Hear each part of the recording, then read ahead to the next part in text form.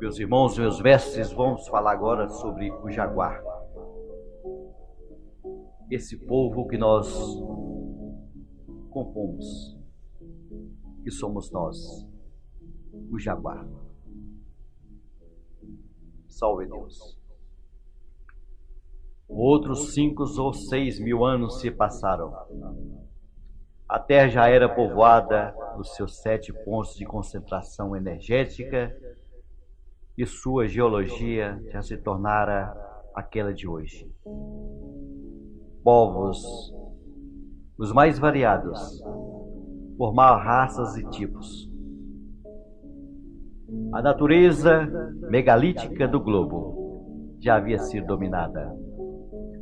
As modificações se tornavam mais lentas e as fontes de energia eram assimiladas pela natureza.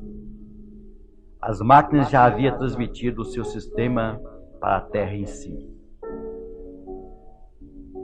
Monumentos de pedra se tornaram inúteis em termos de captação energética, embora continuassem, como continua até hoje, a reter as energias armazenadas. Meus irmãos, meus mestres, essas usinas que no seu tempo eram encaradas como naturalidade, foram se tornando misteriosas e servindo para o uso religioso, acabando por virarem tabus. A antiga tecnologia se transformou em ritos e rituais. Os tumulxis desapareceram, deixando tudo em perfeito funcionamento, sem necessidade da intervenção humana. As máquinas cumpriram e ainda cumprem sua finalidade. O problema do planeta era agora humano no preparo da civilização global. Foi então que surgiram os jaguares. Para dominar as montanhas e os mares, tinham vindo os equitumãs. Para a captação e aproveitamento das energias cósmicas, foram necessários os tumulxis. Para disciplinar as populações do mundo, vieram os jaguares, cujo símbolo universal era a figura estilizada dos felinos. O jaguar-chefe, o grande jaguar, foi o espírito que habitava o corpo hercúleo de um jaguar que depois, muito depois, se chamou Seta Branca. Salve Deus, meus irmãos, meus mestres. Vamos falar agora sobre o Assis. Em ciclos de 2000 anos, as civilizações continuaram a nascer, atingir o auge e morrer. No âmago de todas elas existiam as marcas dos esquitumãs, dos tumulxis e dos jaguares. Por fim chegou a era do Cristo Sol, do nosso Senhor Jesus Cristo, dos últimos 2 milênios. A tônica do sistema crístico é a do amor. O homem passou a caminhar no sentido de um arbítrio mais livre, mais responsável, dirigindo-se cada vez mais consciente em direção à sua individualidade. Da personalidade dual, ele passou a tomar consciência dos 3 reinos da sua natureza: o seu plexo físico, seu microplexo e seu macroplexo, corpo, alma e espírito. No lento despertar, ele foi seguindo o caminho sinuoso do erro e da correção, formando sua faixa kármica. As fases civilizatórias foram refletindo essa luta eterna. Sempre que atinge um certo nível, ele se lança à expansão e à conquista, e esses movimentos se chamam civilização. Quando o impulso de conquista se exaure, ele se concentra em torno de núcleos. Assim, meus irmãos e meus mestres, podemos explicar os movimentos da Grécia e Roma e depois da chamada Idade Média. Nesse tempo e num desses núcleos, na Úmbria, na pequena cidade de Assis,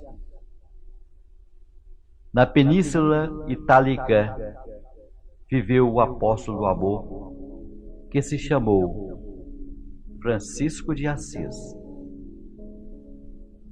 O espírito que habitava a personalidade do poverello era de um veterano desse planeta. Ele já havia comandado a Estrela Cadente, ele já tinha sido o grande Tumuxi, ele fora também o grande Jaguar. Agora, ele era Francisco de Assis. Mais tarde, no século XVI, ele se chamaria Seta Branca. Salve Deus, meus irmãos, meus mestres. Nessa bendita hora, vamos falar sobre o cacique.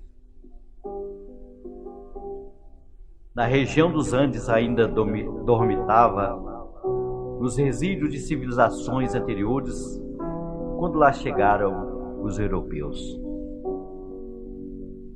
Na linha que mais tarde formaria a fronteira Brasil-Bolívia, no noroeste da terra de Santa Cruz, havia uma tribo de andinos miscigenados com povos das planícies de este.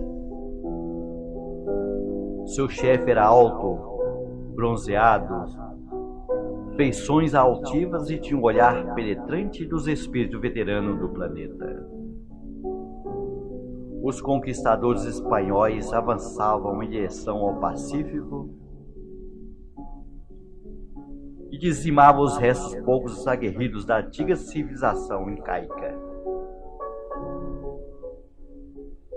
Particularmente, certas tribos existem na trajetória dos conquistadores sentiu-se ameaçado de destruição. Então, um mensageiro chegou pedindo socorro ao chefe dos guerreiros da fronteira. Atendendo ao apelo do grande chefe, seguiu ao encontro dos espanhóis,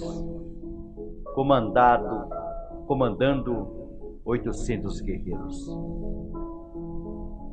Ele pouco falava e nos seus olhos se refletia a luz da experiência de muitos milênios. Seu espírito trazia a herança dos imortais Equitumãs, a ciência dos Tumuxis e a bravura dos Jaguares. Seu coração, porém, era impregnado pela doçura do amor crístico e da sabedoria de Jesus. Todos o amavam, e um guerreiro mais afeiçoado preparou uma ponta de presa de javali e com ela armou a lança do chefe. A alvura dessa ponta de sua lança passou a caracterizá-lo e ele se tornou lendário como Cacique da Lança Branca, nome este que chegou até nós pelo plano espiritual como Seta Branca. No tempo do amanhecer, ele preside soberano com o nome de Pai Seta Branca. No desacampado de vales andinos, as suas facções defrontaram. De um lado, os guerreiros de Seta Branca e de outro, os espanhóis. O clima era de tensão e morte. Então, meus irmãos, meus mestres, Seta Branca subiu uma pequena elevação e falou. As encostas do vale ressoava suas palavras e todos o ouviam naquele imenso campo de batalha. Enquanto falava uma língua que os espanhóis não entendiam, ele levantava sua lança de ponta alva e, segurando-a com as duas mãos em forma de oferenda iniciática, fez com que todos os olhos se erguessem para o céu. Na medida em que discursava, foi descendo sobre aquele campo de eminente batalha um clima de paz e tranquilidade. Os corações tensos para a luta foram retomando suas batidas regulares. Uma emoção suave foi enchendo os peitos arfantes dos guerreiros de ambos os lados. E então, meus irmãos, meus mestres, aos poucos, a maioria foi se ajoelhando, e até mesmo um cavalo dobrou as pernas, fazendo com que seu plexo, salve Deus, fazendo com que seu perplexo cavaleiro largasse suas armas.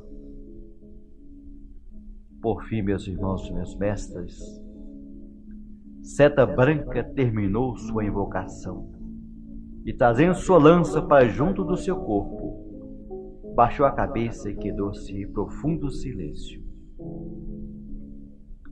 A coluna espanhola, como que sob um comando invisível, começou a se mover em direção oposta e desapareceu entre as montanhas do oeste. A tribo incaica estava salva. Os guerreiros de Seta Branca voltaram intactos para suas mulheres e seus filhos. Javalis foram abatidos e as danças duraram muito tempo. A força espiritual de Seta Branca salvara aqueles guerreiros, mostrando a supremacia da força do amor sobre a força brutal. Salve Deus.